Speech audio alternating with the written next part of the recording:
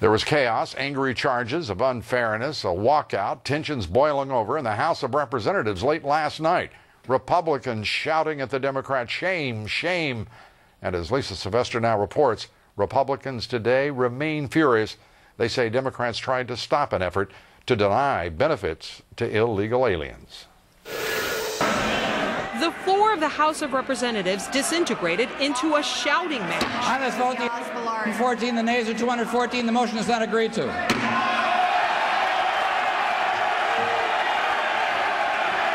Angry Republicans erupted with chants of shame. The explosion happened as the House was debating whether to prohibit illegal aliens from receiving welfare benefits. Presiding Democrat Michael McNulty ruled that the vote failed. Even though when the gavel came down, the official tally showed otherwise. 215 in favor, 213 against. Democrats then accepted additional vote switches, changing the final tally to 216 against, 212 in favor. Republicans walked off the floor. Republicans won the vote to deny illegal immigrants welfare benefits, and the Imperial Democrat majority changed the vote. There are people in this town that are willing to break the rules and do extraordinary maneuvers just so that illegal aliens can get benefits. Earlier in the week, Republicans butted heads with Democrats over legislation that allows illegal aliens to participate in a children's health care program. And it comes amid Republican complaints that Democrats are engaging in heavy-handed tactics to push their agenda. They said this would be the most fair, open, and democratic Congress ever, and they did not shoot straight with the American people. Democrats offered apologies, but were not willing to change the vote. I wish to express my apology to all of the members of the House for calling the vote prematurely. A misunderstanding occurred. An apology for that inconvenience was given, and now we're moving on to what's next. The dust-up forced the House into recess for most of the morning.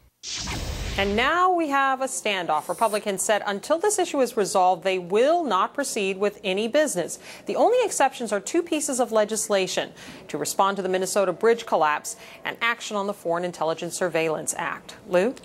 That is just outright a vote, 215 to 213, as the gavel fell.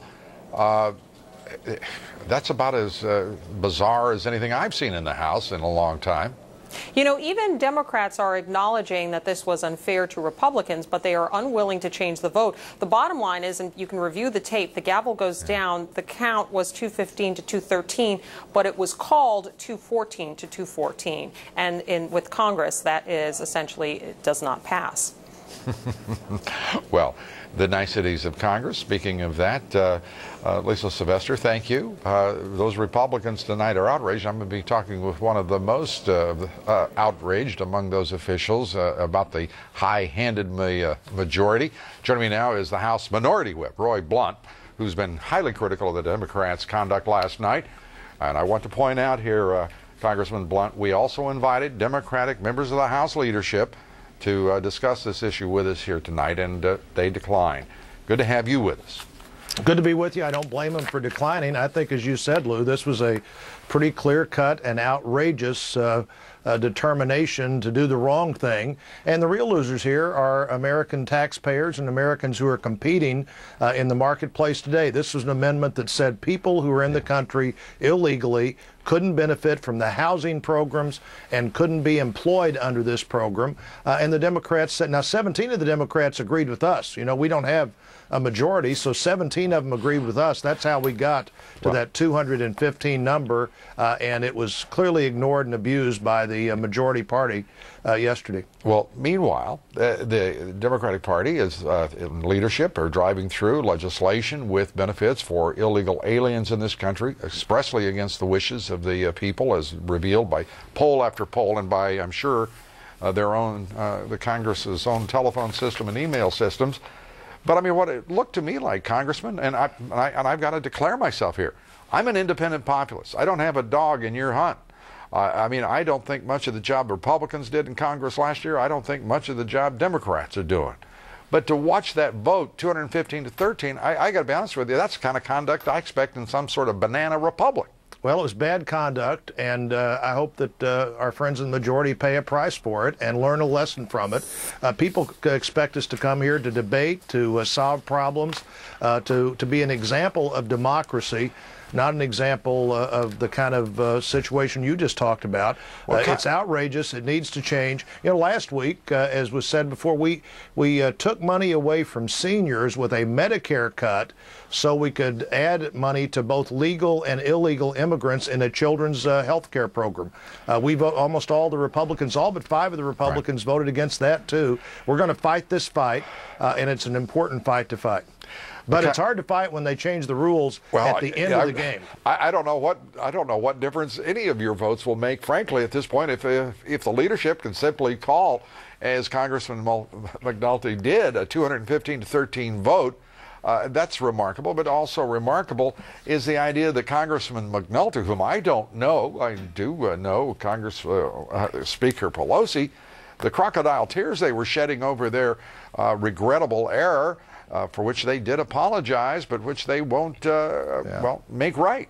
Well, normally, you know, one of our calmer members early this morning mentioned to me, maybe we just ought to burn our voting cards. If it doesn't do any good, if it doesn't make any difference, maybe our protest should be just to permanently realize that they're going to do whatever they want to do. That's why we walked away last night. If our votes don't matter, let's not stand here and let the majority pretend like they do, and that they're advancing an agenda that the American people agree with, because they don't agree with this agenda.